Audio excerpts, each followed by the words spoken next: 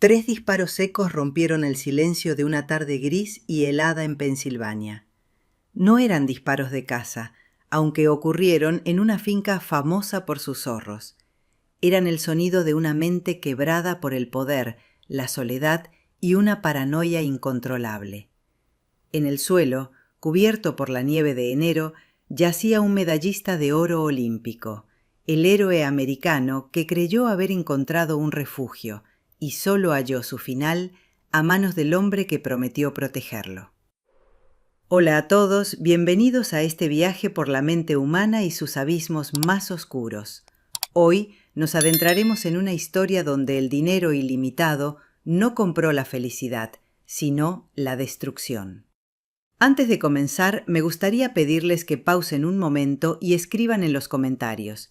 ¿Creen que el dinero puede amplificar la locura que ya vive dentro de nosotros o es el poder absoluto el que la crea desde cero? Los estaré leyendo. Para entender el final, debemos viajar al principio, al nido de oro donde se crió el águila que nunca aprendió a volar.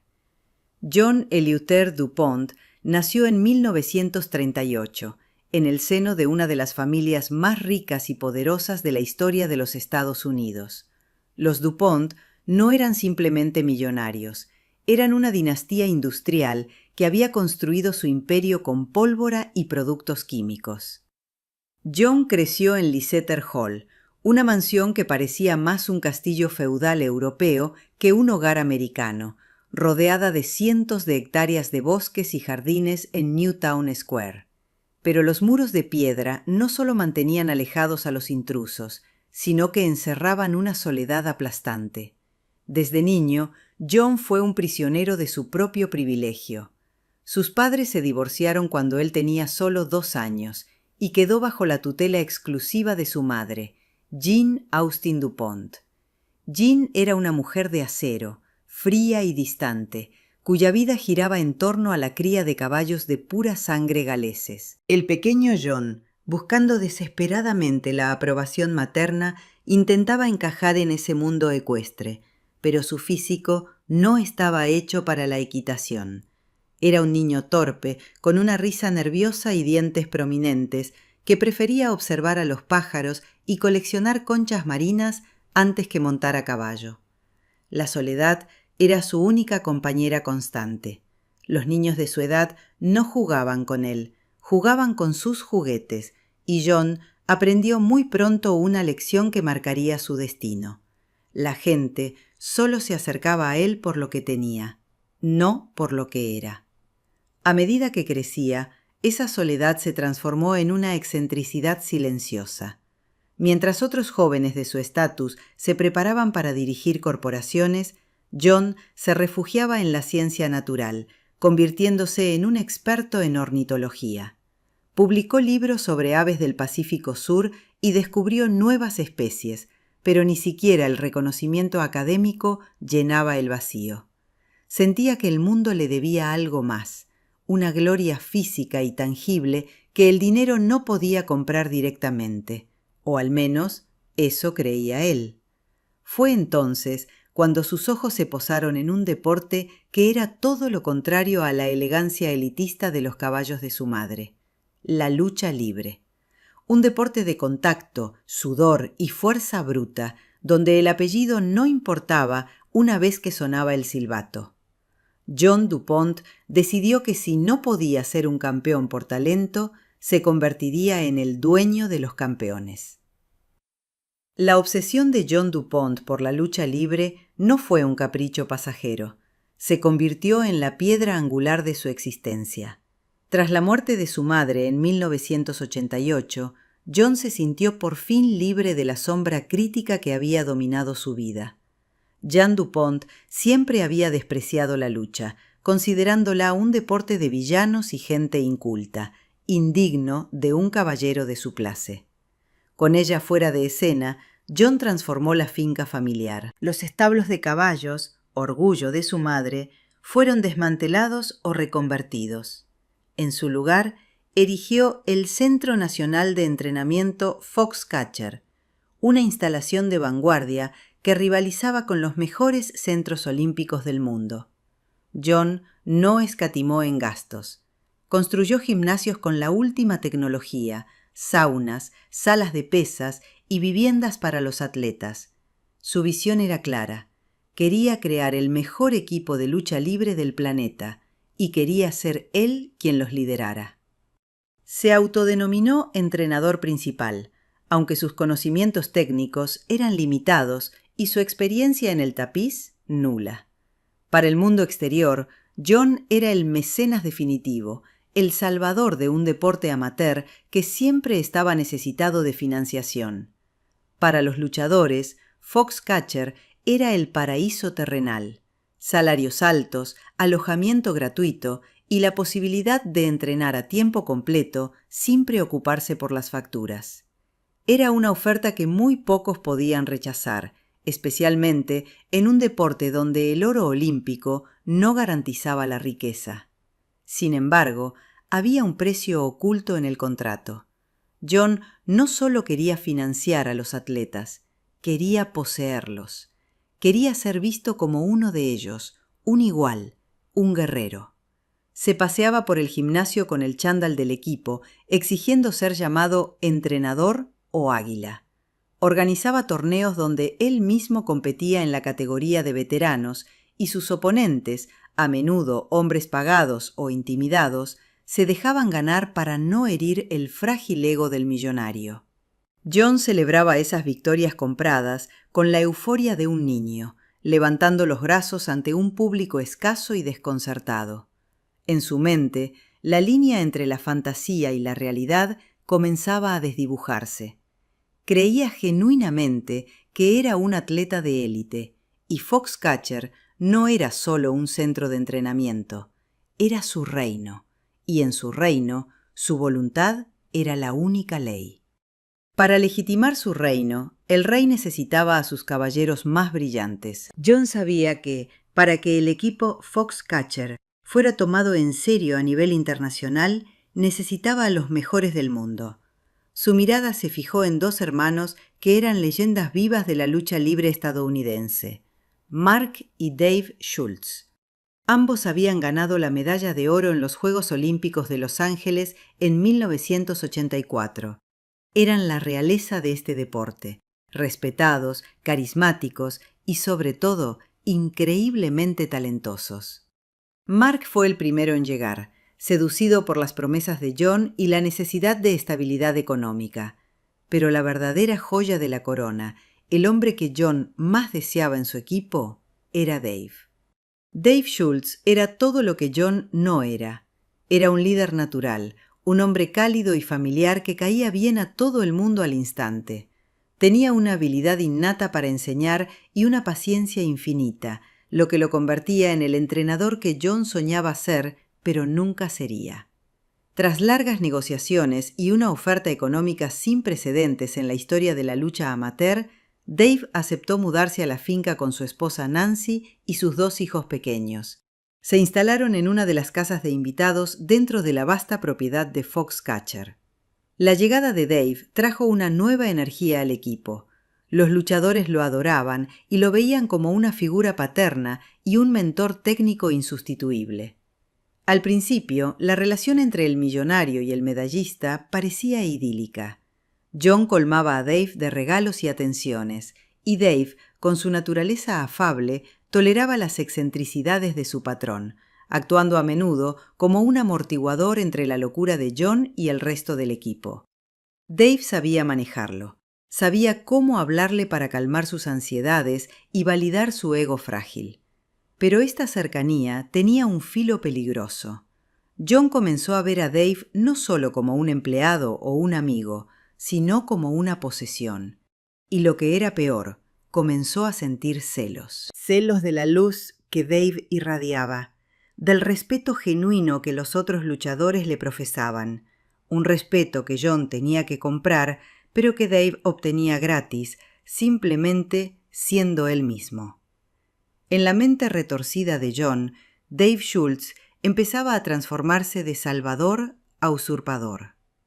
A medida que pasaban los años 90, la atmósfera en la granja Foxcatcher comenzó a espesarse, volviéndose irrespirable. La conducta de John, que siempre había sido extraña, empezó a tornarse siniestra y amenazante. El consumo de alcohol y cocaína se disparó, actuando como gasolina sobre el fuego de su latente enfermedad mental. John pasaba días enteros encerrado en su mansión, rodeado de armas de fuego y sistemas de seguridad, convencido de que había enemigos invisibles acechando en los bosques de su propiedad. La paranoia se convirtió en su lente para ver el mundo. Los incidentes comenzaron a acumularse, cada uno más alarmante que el anterior. En una ocasión, John compró un vehículo blindado de transporte de personal, un tanque ligero, y comenzó a patrullar los terrenos de la finca, aplastando los setos y apuntando con la torreta imaginaria a espías que solo él veía. Despidió a los empleados negros de la finca porque creía que la raza negra era parte de una conspiración para matarlo, y luego prohibió cualquier objeto de color negro en su casa, desde muebles hasta calcetines. Los luchadores que vivían allí para entrenar se encontraron viviendo en una zona de guerra psicológica. Veían a su patrón deambular por la noche con rifles de asalto, hablando solo o gritando a las sombras. Pero lo más aterrador no eran las armas, sino las ideas que echaban raíces en su cabeza. John empezó a decir que él era el Dalai Lama, o que era un agente de la CIA, o incluso el Hijo de Dios. Sus ojos, antes vacíos, ahora brillaban con una intensidad febril y desconfiada.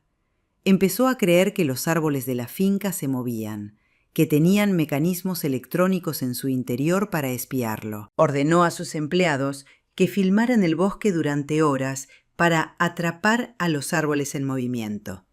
Y en el centro de esta tormenta de delirios, la figura de Dave Schultz comenzó a distorsionarse. John se convenció de que Dave no era su amigo, sino el líder de la conspiración, el hombre que estaba volviendo a su propio equipo en su contra, el traidor que vivía al otro lado del camino de entrada. El año 1995 marcó el punto de no retorno. La finca Foxcatcher, que una vez fue un santuario deportivo, se había convertido en una prisión de miedo. Muchos luchadores, incapaces de soportar la tensión, habían abandonado el equipo, pero Dave Schultz se quedó. Se quedó por lealtad a los atletas que aún entrenaban allí. Se quedó porque creía que podía manejar a John. Y se quedó por el bienestar económico de su familia. Dave, en su bondad, subestimó la profundidad del abismo en el que John había caído. Pensaba que John era un excéntrico inofensivo con problemas, no un depredador en potencia. John comenzó a purgar la finca. Expulsó a casi todos los que no consideraba absolutamente leales, quedándose cada vez más aislado en su mansión llena de polvo y trofeos. La presencia de Dave se volvió insoportable para él. John veía en Dave todo lo que él odiaba de sí mismo. Dave era amado. John era temido. Dave era un campeón real. John era una farsa. La envidia se mezcló con la psicosis. John le dijo a varios conocidos que Dave Schultz estaba tratando de matarlo, que Dave era un espía enviado por una potencia extranjera. Nadie tomó estas amenazas lo suficientemente en serio como para intervenir de manera drástica. Después de todo, John era un DuPont, y en esa zona de Pensilvania, la policía y las autoridades solían mirar hacia otro lado cuando se trataba de la familia más poderosa del estado. La mañana del 26 de enero de 1996 amaneció con una calma engañosa. Había nevado mucho y el mundo parecía limpio y silencioso bajo el manto blanco. Dave estaba en su casa, trabajando en su coche, arreglando una radio.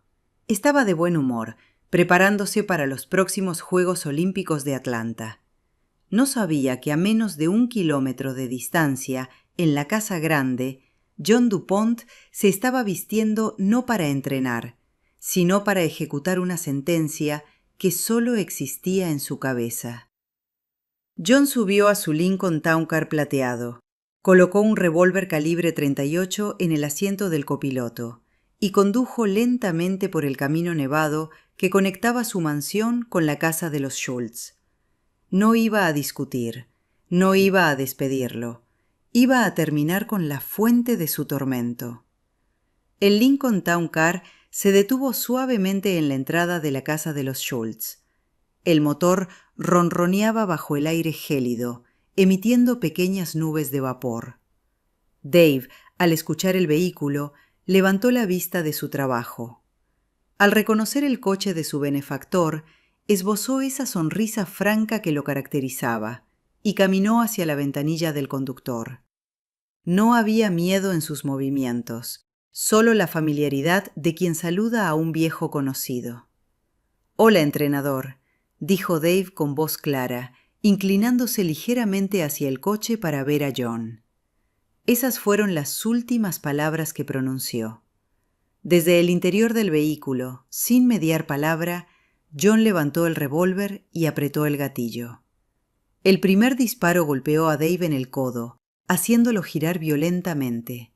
Nancy, que observaba desde la ventana de la cocina, escuchó el estruendo, un sonido que su mente tardó un segundo en procesar como un disparo. Al mirar hacia afuera, vio a su marido caer de rodillas sobre la nieve. No hubo tiempo para gritar antes de que el segundo disparo resonara. La bala impactó en el pecho de Dave.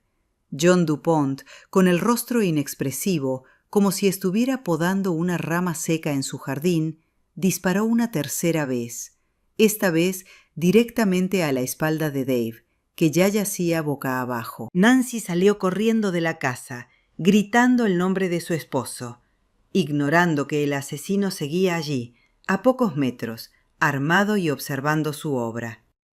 John bajó el arma lentamente, miró a Nancy por un instante, con una frialdad que helaba la sangre más que el viento de enero. Luego, sin prisa, volvió a subir la ventanilla eléctrica, puso el coche en marcha y dio la vuelta. No aceleró frenéticamente para huir.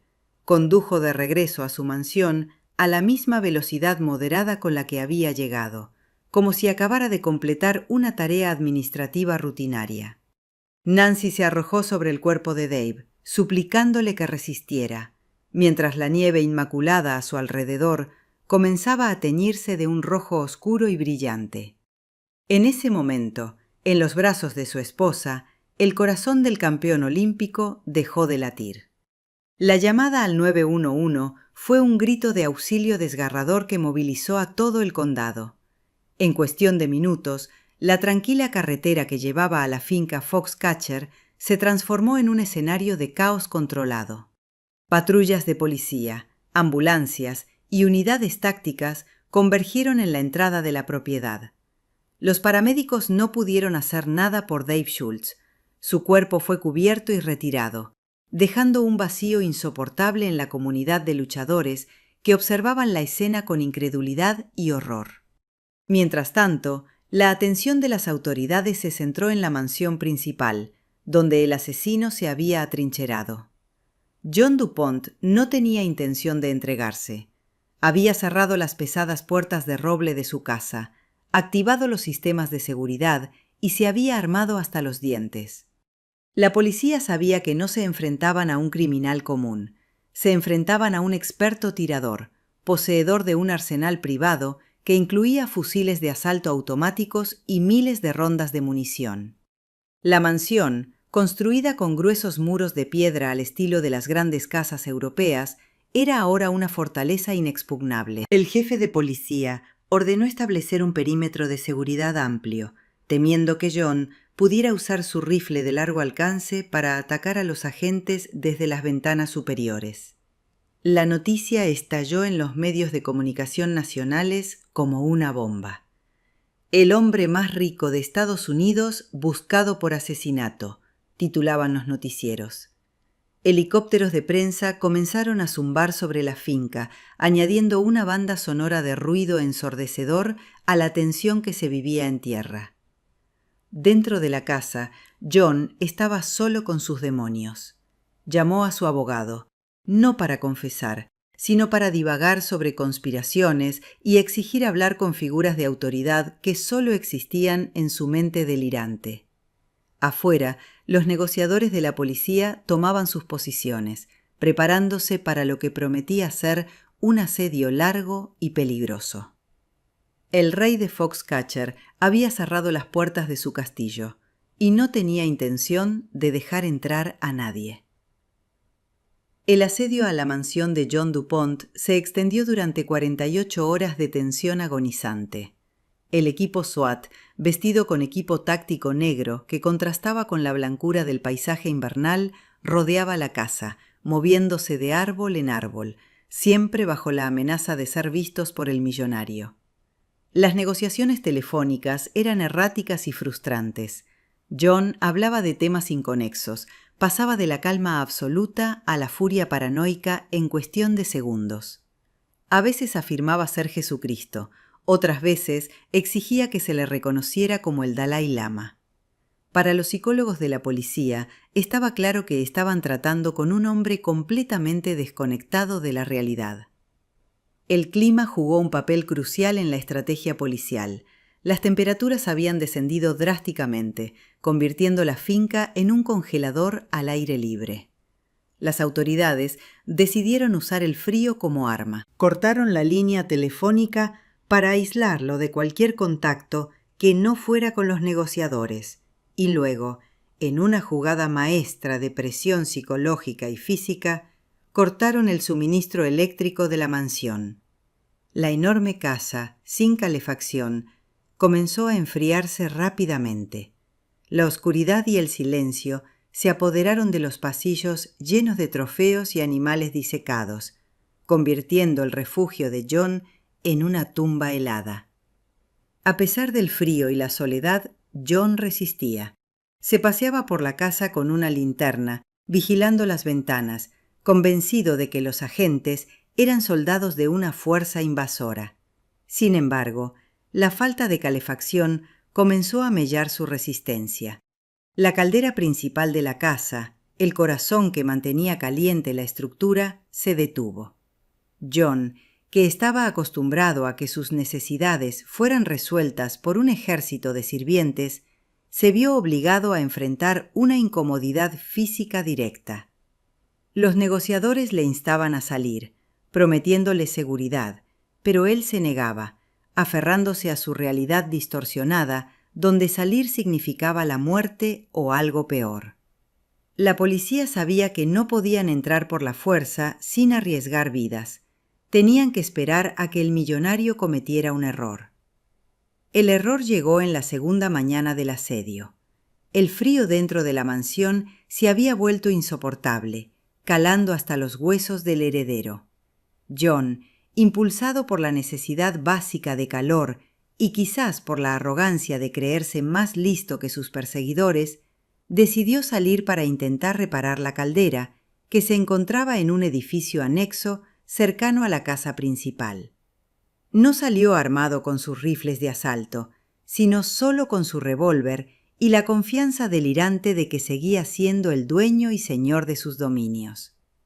Caminó por la nieve, temblando, hacia la sala de máquinas.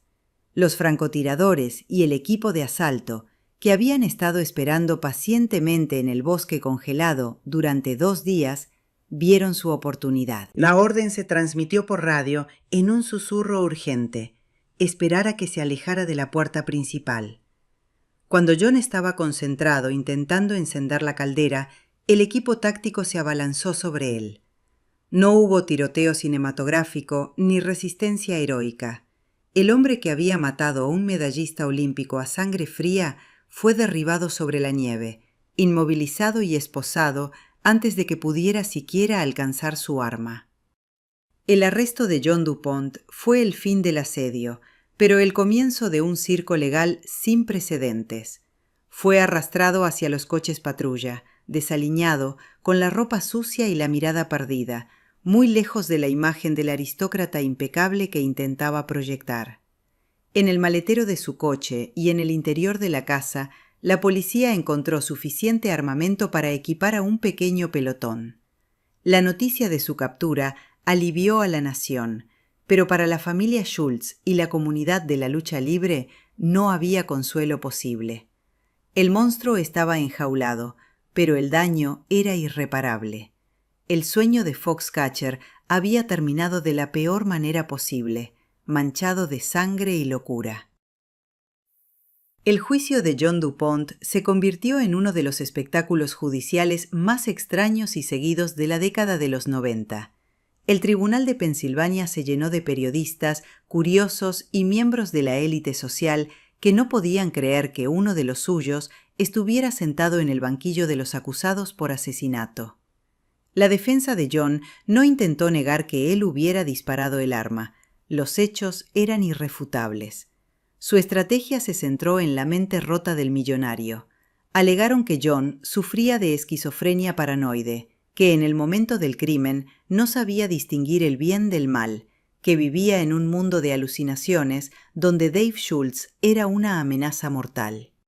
Los psiquiatras desfilaron por el estrado, pintando un retrato perturbador de la psique de John. Describieron sus delirios, su creencia de que sus órganos internos se estaban pudriendo, su convicción de que era un dignatario internacional perseguido. Sin embargo, la Fiscalía presentó una narrativa diferente, la de un hombre rico y mimado, acostumbrado a hacer su voluntad, que había matado por celos y despecho. Argumentaron que la locura no era una excusa para el asesinato, que John sabía exactamente lo que estaba haciendo cuando apuntó y disparó 3 veces. El dinero no da derecho a matar, resonó en la sala como un mantra acusatorio. Finalmente, tras semanas de testimonios y deliberaciones, el jurado llegó a un veredicto que intentaba equilibrar la justicia con la realidad médica. En 1997, John DuPont fue declarado culpable de asesinato en 3er grado, pero enfermo mental. No fue la absolución por locura que buscaba su defensa, ni la condena por asesinato en 1er grado que pedía la Fiscalía. Fue una sentencia que reconocía su maldad y su enfermedad a partes iguales. El juez lo condenó a una pena de 13 a 30 años de prisión.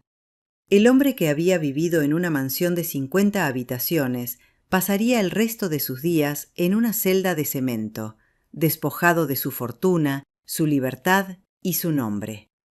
La prisión estatal de Pensilvania recibió a su interno más famoso con una mezcla de curiosidad y desprecio. John DuPont, que había sido servido toda su vida por mayordomos y cocineros privados, ahora debía hacer fila para recibir comida de bandeja de plástico. El hombre que había dormido en sábanas de seda egipcia ahora descansaba sobre un colchón delgado en una celda que medía apenas unos pocos metros cuadrados. Pero lo más cruel de su nuevo hogar no era la incomodidad física, sino el aislamiento total de su identidad anterior. Allí no era un DuPont, ni un mecenas, ni un líder. Era simplemente el preso que había matado a un héroe nacional. Los primeros meses fueron especialmente difíciles. John se negaba a aceptar medicación psiquiátrica, insistiendo en que no estaba enfermo. Sus compañeros de prisión lo evitaban, no por respeto, sino por precaución ante su comportamiento impredecible. Murmuraba solo en las esquinas del patio, a veces riendo sin razón aparente, otras veces mirando fijamente a un punto vacío durante horas. Los guardias lo vigilaban de cerca, temiendo que intentara suicidarse o atacar a alguien. La realidad de su situación tardó años en penetrar las capas de negación que había construido alrededor de su mente fracturada. A medida que pasaba el tiempo, el mundo exterior comenzó a olvidar a John DuPont. Las noticias de su arresto y juicio, que habían dominado los titulares, fueron reemplazadas por nuevos escándalos y tragedias. La finca Foxcatcher, ese lugar que una vez fue el centro de sus sueños megalómanos, fue vendida y reconvertida. Los gimnasios fueron demolidos. Las casas donde vivieron los atletas fueron derribadas. Era como si la historia entera quisiera borrarse, como si la tierra misma rechazara la memoria de lo que había sucedido allí. Pero para Nancy Schultz y sus hijos, el olvido no era una opción. Dave nunca volvería a casa, nunca vería crecer a sus hijos, nunca entrenaría a otra generación de campeones. Su ausencia era un agujero permanente que ninguna sentencia judicial podía llenar. Con el paso de los años en prisión, John DuPont comenzó a deteriorarse física y mentalmente de manera acelerada. Su salud, que nunca había sido robusta, colapsó bajo el peso de la medicación psiquiátrica forzada, la mala alimentación carcelaria y la falta absoluta de los cuidados médicos de lujo a los que había estado acostumbrado. Desarrolló problemas cardíacos severos, su peso fluctuaba drásticamente y su mente, ya fragmentada antes del crimen, se hundía cada vez más profundo en un laberinto de confusión del que no había salida. En el año 2010, 14 años después de haber entrado en prisión, John DuPont sufrió un fallo respiratorio agudo. Fue trasladado de emergencia desde su celda al hospital de la prisión, donde los médicos intentaron estabilizarlo, pero su cuerpo simplemente se rindió. El 31 de diciembre de 2010, a la edad de 72 años, John Eleuthère DuPont murió solo, en una cama de hospital carcelario. No hubo multitudes llorando su partida, no hubo titulares glamurosos celebrando su vida. Su obituario en los periódicos principales fue breve y factual, recordándolo principalmente como el millonario que asesinó a Dave Schultz, no como el filántropo o científico que alguna vez intentó ser. Su fortuna, que en su momento había alcanzado los $250 millones, fue en gran parte absorbida por demandas legales, compensaciones a la familia Schultz y los costos de su defensa. La familia DuPont, avergonzada por la mancha que John había dejado en su apellido legendario, hizo todo lo posible por distanciarse de él. No hubo un funeral público digno de su linaje.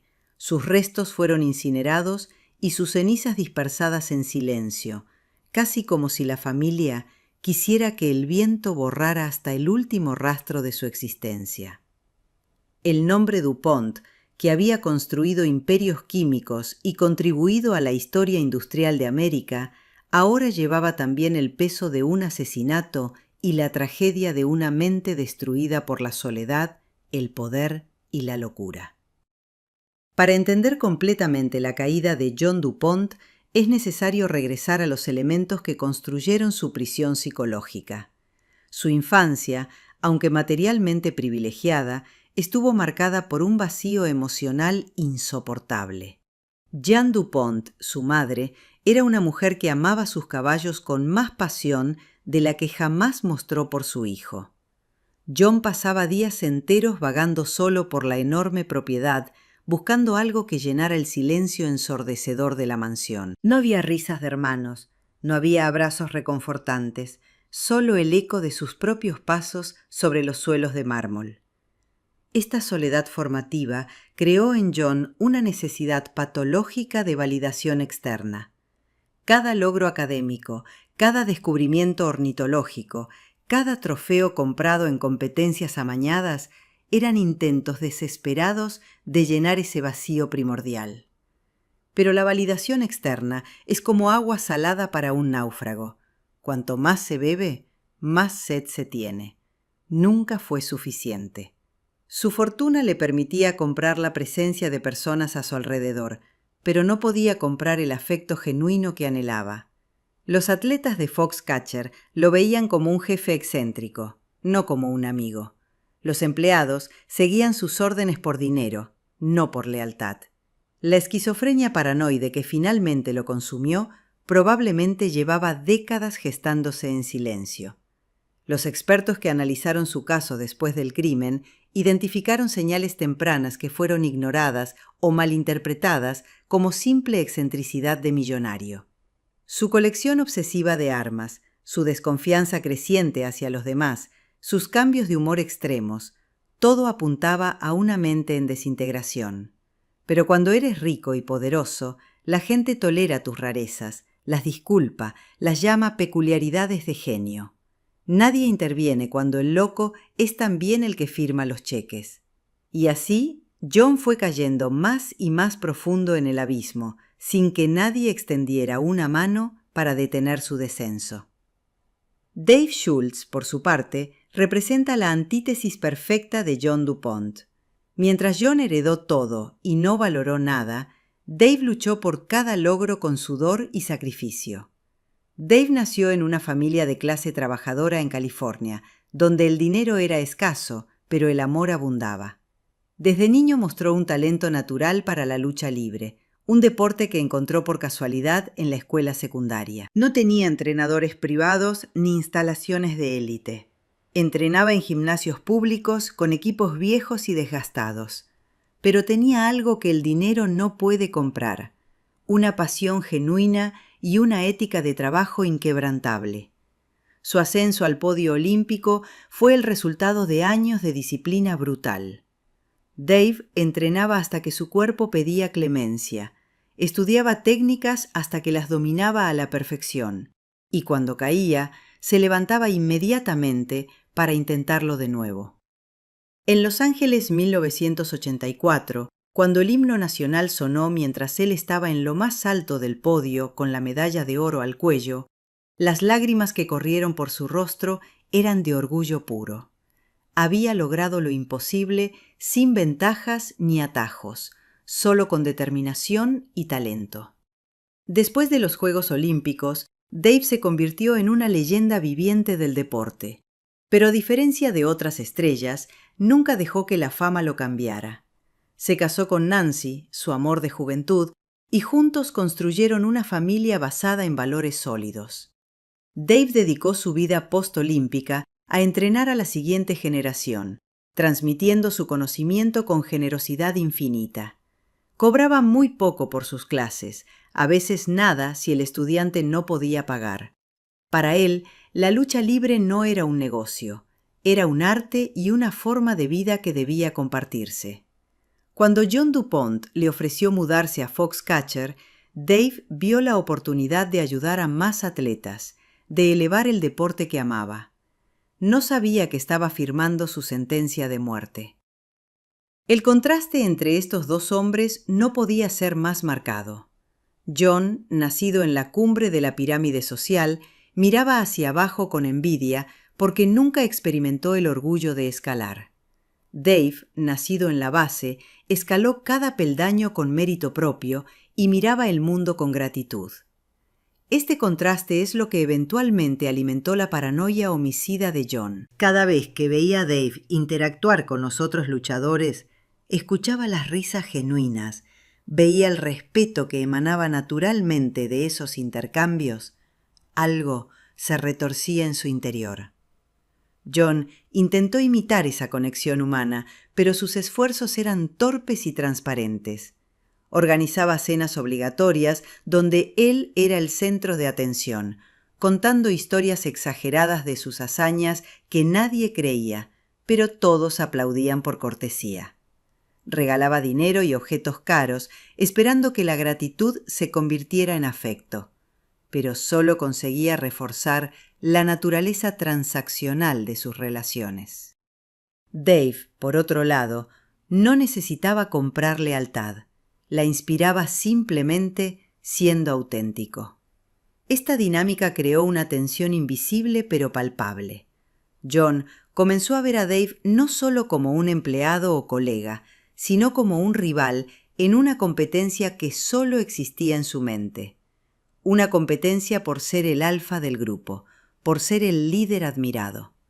Pero era una competencia imposible de ganar para John, porque se libraba en el terreno de la humanidad genuina, un territorio donde todo su dinero no tenía valor. Y cuando la mente enferma de John buscó explicaciones para su fracaso social, la paranoia le ofreció una respuesta conveniente. Dave no era mejor que él. Dave era un conspirador, un traidor que lo saboteaba deliberadamente. Esta narrativa delirante, reforzada por el alcohol y las drogas, se solidificó hasta convertirse en la única verdad que John podía ver. Los meses previos al asesinato estuvieron marcados por señales de advertencia que, en retrospectiva, parecen gritos desesperados pidiendo intervención. John había comenzado a hacer comentarios cada vez más oscuros sobre Dave. Le dijo a un empleado de la finca que Dave estaba involucrado en el narcotráfico internacional.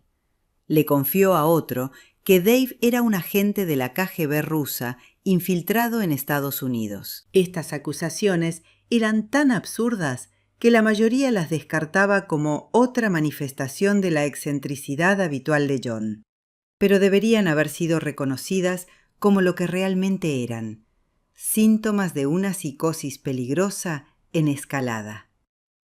La policía local había sido llamada a la finca en varias ocasiones durante ese periodo. Una vez porque John había amenazado a un empleado con un arma. Otra vez porque estaba disparando aleatoriamente en su propiedad en medio de la noche, asustando a los vecinos. Pero cada vez los agentes se retiraban sin hacer arrestos significativos. El apellido Dupont actuaba como un escudo invisible. Los oficiales se mostraban deferentes, casi temerosos de tomar acción real contra un hombre cuya familia tenía conexiones políticas profundas y recursos legales ilimitados. Esta impunidad reforzó la sensación de John de estar por encima de las reglas que gobernaban a los mortales comunes. Dave Schultz, a pesar de presenciar el deterioro de John, tomó la decisión fatal de quedarse. Amigos y familiares le suplicaron que abandonara Foxcatcher, que buscara otros patrocinios o programas de entrenamiento. Nancy, su esposa, tenía pesadillas sobre algo terrible que podría suceder. Pero Dave era leal hasta el punto de la ingenuidad. Creía genuinamente que podía ser una influencia estabilizadora para John, que su presencia calmaba las tormentas en la mente del millonario. Además, había atletas jóvenes en Foxcatcher que dependían de él, y Dave no era el tipo de hombre que abandona a quienes necesitan su ayuda. Esta nobleza de carácter, esta negativa a huir ante la adversidad, fueron las mismas cualidades que lo habían hecho campeón y que trágicamente lo llevaron directo a su muerte. El día del asesinato, 26 de enero de 1996, comenzó como cualquier otro invierno en Pensilvania. El cielo estaba gris y pesado, cargado de nubes que prometían más nieve. Dave se despertó temprano, como era su costumbre, y desayunó con su familia. Nancy recuerda que estaba de buen humor, bromeando con sus hijos y haciendo planes para el fin de semana. No había tensión en el aire de la casa Schultz. No había premoniciones oscuras. Era solo otro día en la vida de un atleta dedicado y un padre amoroso. Mientras tanto, en la mansión principal, John Dupont estaba experimentando lo que los psiquiatras después describirían como un episodio psicótico agudo. Había pasado la noche en vela, paseando por los pasillos de su casa, hablando solo o con las sombras. En algún momento de esa madrugada de insomnio y delirio, algo se solidificó en su mente fracturada. La voz interior que durante meses le había susurrado que Dave era una amenaza, ahora gritaba exigiendo acción. John tomó su revólver, lo cargó con cuidado meticuloso y se vistió como si se preparara para una cita importante. El trayecto desde su mansión hasta la casa de Dave era corto, apenas un par de minutos en coche, pero para John podría haber sido un viaje a otro universo. En su cabeza no iba a cometer un asesinato, iba a ejecutar una misión de seguridad nacional, a eliminar a un espía peligroso, a proteger su reino de un usurpador. La realidad y la fantasía se habían fusionado completamente. Cuando detuvo el coche frente a la casa y vio a Dave acercarse con esa sonrisa amigable, John no vio a un amigo ni a un empleado. Vio al enemigo que le habían construido sus propios demonios. Y sin dudar, sin un destello de humanidad en sus ojos vacíos, apretó el gatillo 1, 2, 3 veces, escribiendo el final de una tragedia que había estado gestándose durante décadas. El impacto del asesinato de Dave Schultz resonó mucho más allá de las fronteras de la finca Foxcatcher. La comunidad internacional de lucha libre entró en duelo colectivo. Gimnasios en todo el mundo colgaron fotos de Dave en sus paredes, rindiendo tributo al hombre que había elevado el deporte con su talento y humildad. Se organizaron torneos conmemorativos en su honor, donde los luchadores competían con brazaletes negros y 1 minuto de silencio antes de cada combate. Dave no era solo un campeón, era un símbolo de todo lo bueno que el deporte podía ofrecer. Para Mark Schultz, el hermano de Dave, la pérdida fue devastadora de una manera particularmente compleja. Mark había sido el primero en unirse a Foxcatcher. Había sido él quien recomendó a Dave para el programa. La culpa lo consumió durante años. Se preguntaba obsesivamente si las cosas habrían sido diferentes si él hubiera advertido más firmemente a su hermano sobre los peligros de John, si hubiera insistido más en que abandonaran la finca. Mark eventualmente escribió un libro y participó en documentales contando la historia, no solo para honrar la memoria de su hermano, sino también como una forma de procesar su propio trauma y advertir al mundo sobre los peligros de ignorar las señales de enfermedad mental. Nancy Schultz demostró una fortaleza extraordinaria en los años posteriores al asesinato. Tuvo que criar a sus 2 hijos sola, navegar por el doloroso proceso judicial y reconstruir una vida que había sido destrozada en un instante. Demandó civilmente a la herencia de John DuPont y ganó una compensación significativa, dinero que usó para asegurar el futuro de sus hijos y apoyar programas de lucha libre en memoria de Dave. Se convirtió en una defensora de las víctimas de violencia y de la concientización sobre enfermedades mentales. Su mensaje era claro: el dinero y el estatus no deben proteger a quienes son peligrosos, y las señales de advertencia no deben ser ignoradas solo porque provienen de alguien poderoso. La historia de John DuPont y Dave Schultz eventualmente llegó a Hollywood. En 2014, el director Bennett Miller estrenó la película Foxcatcher, protagonizada por Steve Carell como John DuPont, Channing Tatum como Mark Schultz y Mark Ruffalo como Dave Schultz. La película fue aclamada por la crítica y recibió múltiples nominaciones al Oscar, incluida una para Steve Carell por su inquietante interpretación del millonario paranoico. La transformación de Carell, conocido principalmente por papeles cómicos, en el John DuPont sombrío y perturbador, con una prótesis nasal que lo hacía casi irreconocible, fue celebrada como una de las mejores actuaciones del año. Sin embargo, la película también generó controversia. Mark Schultz expresó públicamente su descontento con algunos aspectos de la representación, sintiendo que su relación con su hermano y con John había sido distorsionada para crear drama cinematográfico. Nancy Schultz, por su parte, se mantuvo en gran medida alejada de la promoción de la película, encontrando difícil revivir esos momentos dolorosos a través del lente de Hollywood.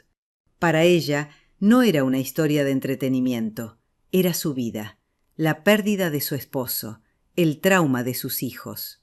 A pesar de las controversias, la película cumplió un propósito importante. Llevó la historia a millones de personas que nunca habían oído hablar de Dave Schultz o John DuPont.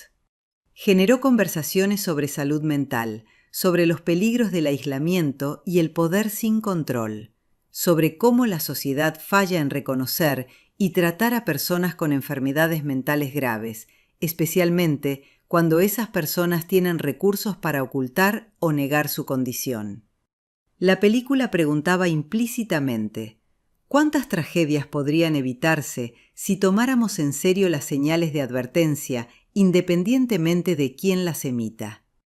Al final, la historia de John DuPont es una parábola oscura sobre el veneno del aislamiento humano y las ilusiones del poder absoluto. Un hombre que tenía todo lo que el dinero podía comprar, pero nada de lo que el alma necesita. Conexión genuina, propósito auténtico, amor incondicional. Su fortuna construyó muros físicos y emocionales que lo separaron del resto de la humanidad hasta que quedó completamente solo con su locura. Y cuando esa locura exigió un sacrificio, la víctima fue el mejor de ellos, un hombre que representaba todo lo que John nunca podría ser. La tragedia de Dave Schultz nos recuerda que la bondad no es armadura, que la lealtad puede ser fatal y que a veces las mejores personas pagan el precio más alto por los defectos de otros. Dave murió haciendo lo que siempre hizo: extender la mano, ofrecer amistad, negarse a abandonar a quienes dependían de él. Su legado vive en cada luchador que entrena con honor, en cada entrenador que enseña con paciencia, en cada persona que elige la compasión sobre la indiferencia. John DuPont murió solo en una cama de hospital de prisión, su nombre convertido en sinónimo de locura y asesinato. Su fortuna se dispersó, su mansión fue demolida, y la familia que construyó un imperio intentó borrar su memoria. Pero Dave Schultz vive en los corazones de quienes lo conocieron y en las lecciones que su vida y muerte nos enseñan. Al final, no importa cuánto dinero acumules o qué apellido lleves.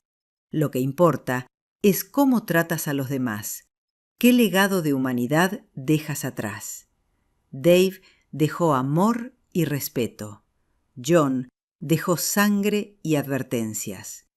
Esa es la diferencia entre un campeón y un cobarde, entre una vida bien vivida y una existencia desperdiciada en las sombras de la paranoia.